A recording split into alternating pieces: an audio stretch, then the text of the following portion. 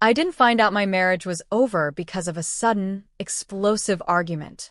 I found out because the silence in our home began to carry a different weight. When you live with someone for years, you develop an intuitive understanding of their natural rhythm.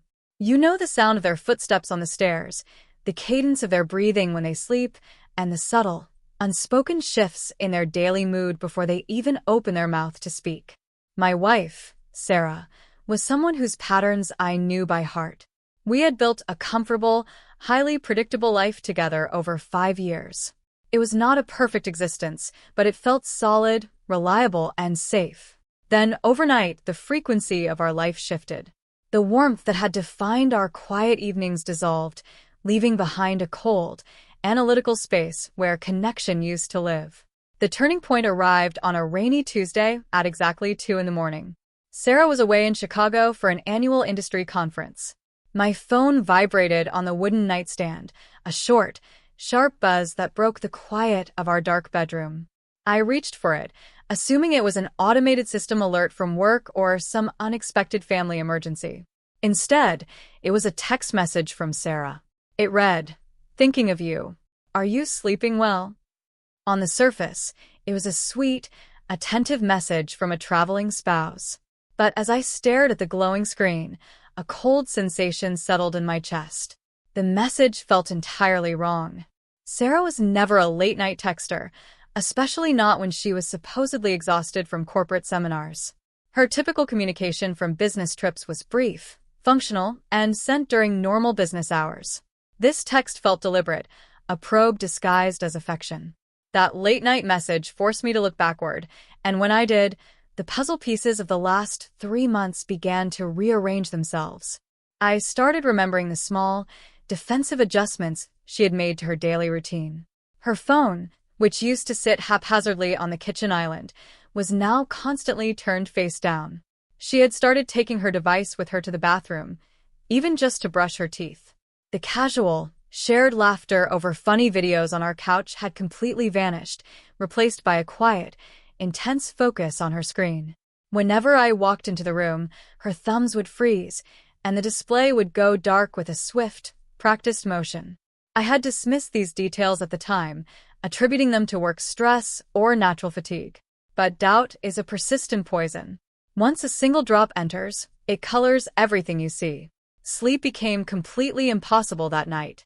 My mind, which had spent months defending her and dismissing my own sharp instincts, finally surrendered to the obvious truth. I got out of bed, walked down the dark hallway, and entered the home office. The house was freezing, the air completely still. On the desk sat her personal laptop. It was an older machine that she rarely used anymore, but it remained connected to our home network. I sat in the leather chair, staring at the closed lid for what felt like an eternity. I had always believed that invading a partner's privacy was a line you could never uncross. But I also realized that the boundary of our marriage had already been broken by her emotional withdrawal. The trust was already gone. I was just looking for the courage to confirm what my gut already knew. I opened the laptop. It didn't require a password. She had left the automatic login enabled for convenience. The desktop loaded, and with a few clicks, I opened the messaging application that synced across all her personal devices. My eyes scanned the sidebar of recent conversations. Most were family members, group chats, and work colleagues.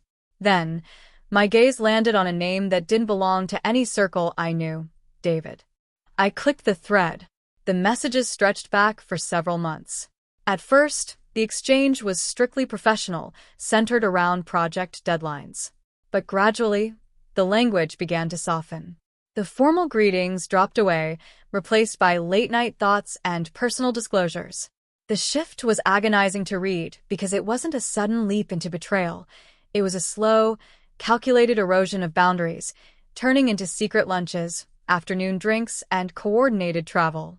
Then I found the messages from the previous week. They were planning the Chicago trip down to the smallest detail. They had booked a private suite at a boutique hotel downtown under David's name, Suite 412 at the Grand Plaza. The final message from David read, "Soon we won't have to pretend." It hit me with profound, freezing clarity. Just a week prior, I had been standing in line at a local store.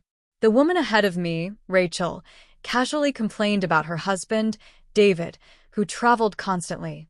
She mentioned his upcoming corporate trip to Chicago and his habit of staying at the Grand Plaza.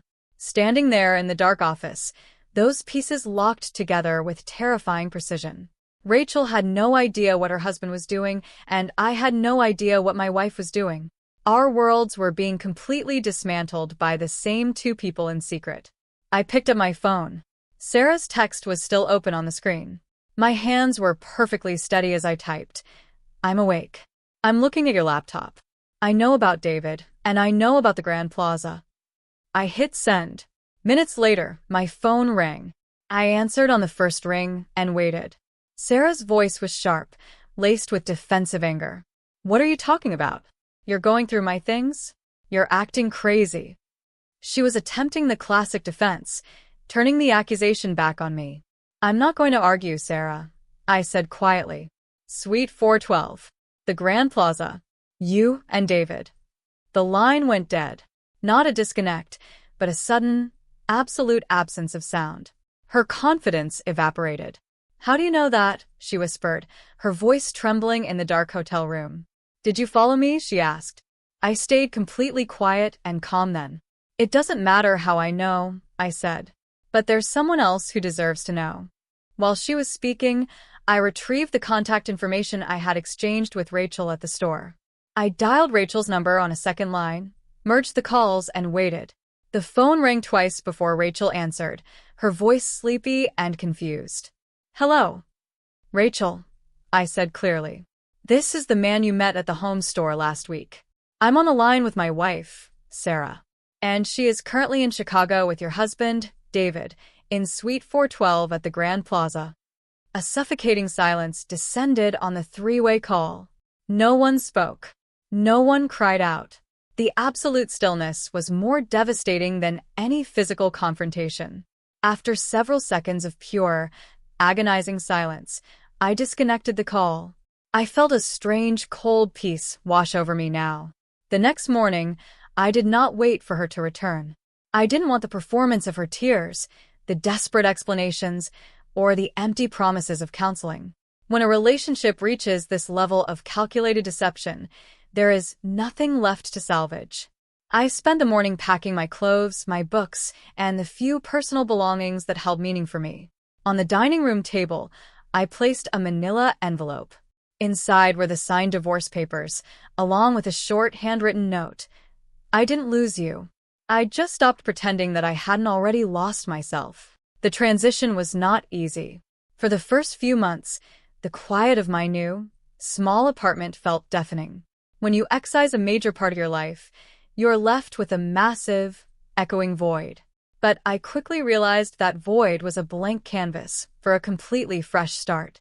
I poured my energy into work, relocated to Seattle for a partner opportunity, and built a peaceful routine. 18 months later, Rachel emailed to say she had divorced David and that David and Sarah's relationship had collapsed soon after. Their connection, built on the thrill of the forbidden, couldn't survive reality. Then, Sarah messaged me, I ruined the best thing I ever had. I am so sorry. I stared at her words, but felt only detachment. The man who loved her didn't exist anymore. I deleted the message, closed the app, walked out onto the wooden balcony, and stared quietly at the vast, dark, silent, black water below me tonight. Betrayal is a painful ending, but it is also a forced correction. It strips away the illusions you clung to and opens the quietest doors to the life you were always meant to live in peace and true personal freedom now.